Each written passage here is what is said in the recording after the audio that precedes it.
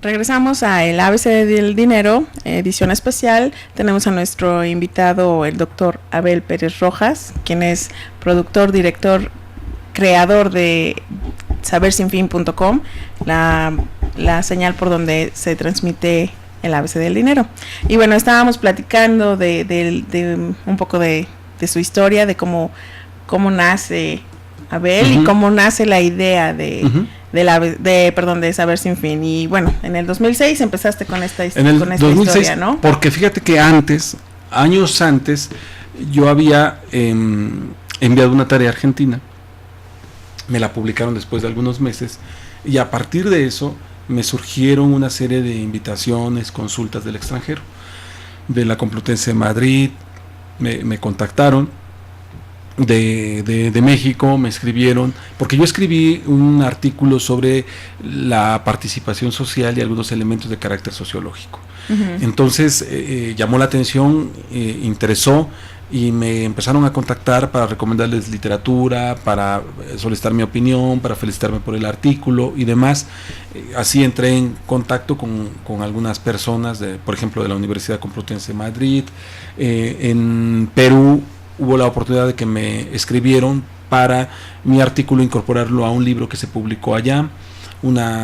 Luego me contactaron para incorporarlo en una antología en el 6º semestre de gerencia social. En fin, una serie de cosas que se detonaron. Así empezó tu espíritu de emprendedor. Así empezó. Bueno, ese ya había empezado antes, mucho antes.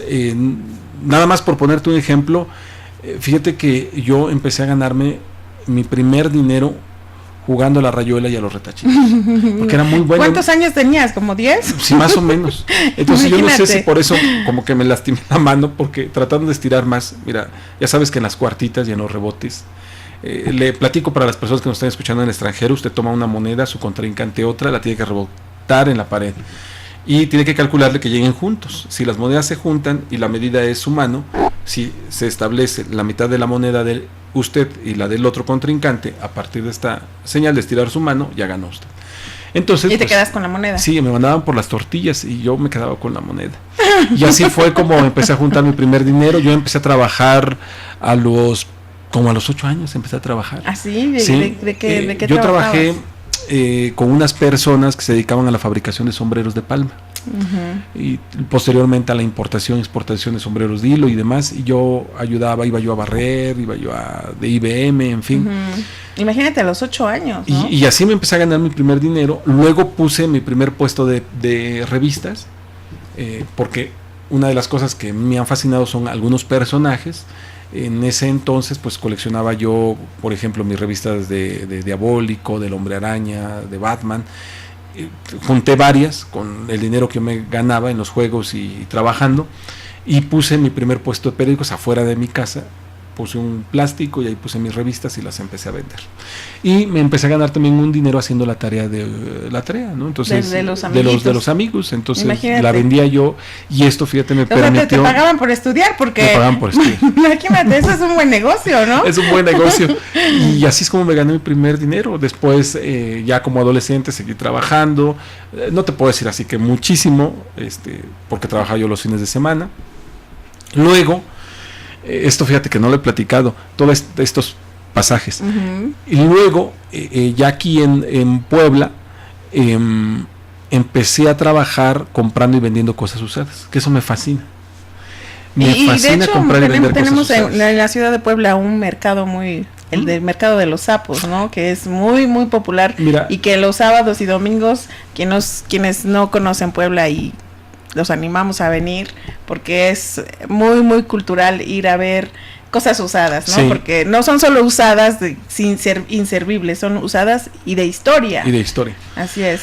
Ahora, posteriormente, cuando estaba en la universidad, gracias a que mi hermano me apoyó y me dio todas las facilidades, mi hermano Moisés, a quien le mando un abrazo y un beso, él me cobijó aquí en Puebla. Yo de Tehuacán migré a Puebla para estudiar la licenciatura.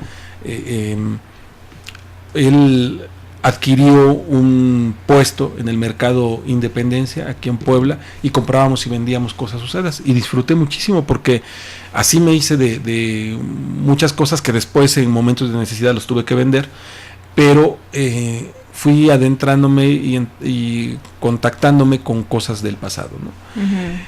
Y ya después tuve la oportunidad de ganarme mis primeros recursos como litigante. Estudié la licenciatura en Derecho. Hoy día tiene ya años que no litigo y que abandoné la carrera, el ejercicio. Me encanta el derecho constitucional y me encanta la interpretación de la realidad a partir de la formación jurídica. Pero también he tenido que cambiar porque he entendido que no sé por qué la soberbia caracteriza a los abogados. Y probablemente no es lo que realmente te llena, ¿no? Sí. Realmente yo lo que veo es que eres una persona social, una persona que le gusta la historia, que le gusta la motivación de grupos, ¿no? Sí. Entonces a lo mejor la abogacía no es realmente no cubría, lo que... totalmente, ¿no? Y yo creo que lo que haces te hace feliz y por eso tienes la motivación de volver a hacerlo, ¿no? Sí. Y es algo que como emprendedor y como independiente, como quien genera su propio recurso económico, necesita, ¿no? Sí. Porque que te guste hacer lo que haces. Porque si lo haces solo por dinero, ir a sentarte a un escritorio o dedicarte sí, tampoco te llena, ¿no? Así es, qué bien, mira. Entonces, bueno, estoy viajando en el tiempo. No, pero excelente. Y demás. Regresando a unos años después, fíjate que empecé a trabajar para la Profeco. Trabajé para la Profeco alrededor de 5 o 6 años, porque... Y aquí va un buen consejo: aproveche usted su tiempo. Aproveche su tiempo. Yo tuve la oportunidad de hacer mis prácticas profesionales en la Profeco. En ese entonces estaba estudiando inglés y no había un abogado que hiciera las conciliaciones en inglés. Entonces yo entré a trabajar, a los 2 meses me ofrecieron trabajo y me quedé a trabajar. Estuve allí trabajando como 5 o 6 años. Después renuncié, pasé 2 años trabajando por mi cuenta hasta que me incorporé al sector educativo y ahí entendí que por ahí iba más mi vena de trabajo, ¿no? Años después viene esta etapa que te digo, entré a estudiar una maestría, me percaté de la necesidad, escribí este artículo que se publicó en Argentina. Y a partir de ahí me surgieron varias invitaciones y entonces yo entendí que podíamos generar las condiciones para que las personas compartan lo que saben. Y no tenía yo tan claras muchas cosas, o sea, no tenía yo, aunque lo sabía, pero no me quedaba claro, y ahora lo he vivido, la dificultad de hacer que las personas escriban. O sea, en México si es raro encontrar personas que lean, es más difícil encontrar personas que lean y escriban. Exacto, es difícil leer.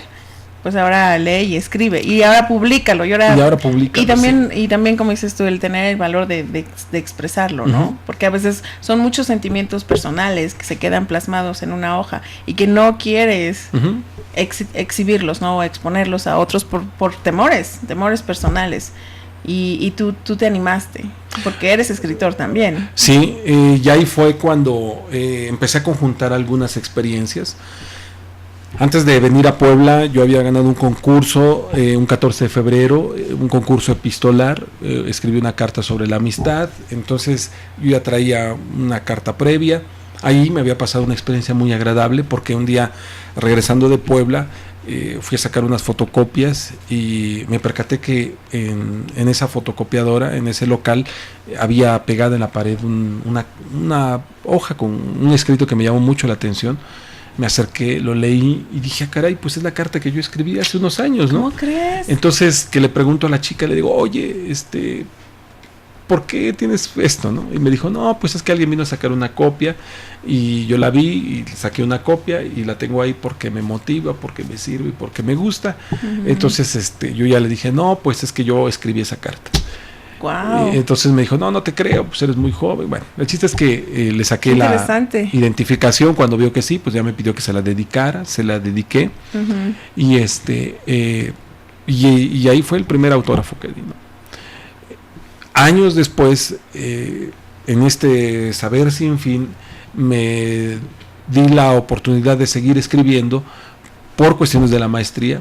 luego estudié una segunda maestría que es sobre ciencias de la convivencia humana y participación social, también la estudié en el CIPAE, y años más tarde estudié un doctorado en educación permanente.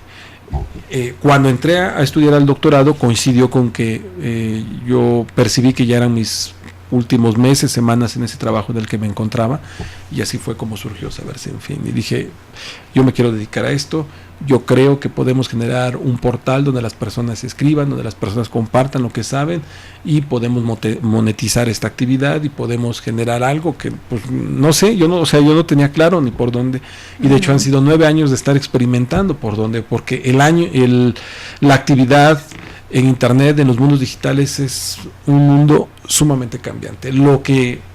Las reglas de éxito del año pasado ya no aplican para y a veces en un mismo año surgen tendencias que revolucionan lo que considerabas que iba a ser todo un año. Entonces están surgiendo hoy tendencias y vías exitosas muy rápidamente. Wow, ¿te parece si después del corte me dices de dónde nace el nombre de Saber Sin Fin? Claro que sí. Ok, bueno, regresamos después del corte. No deje de escucharnos, el ABC del dinero por www.sabersinfin.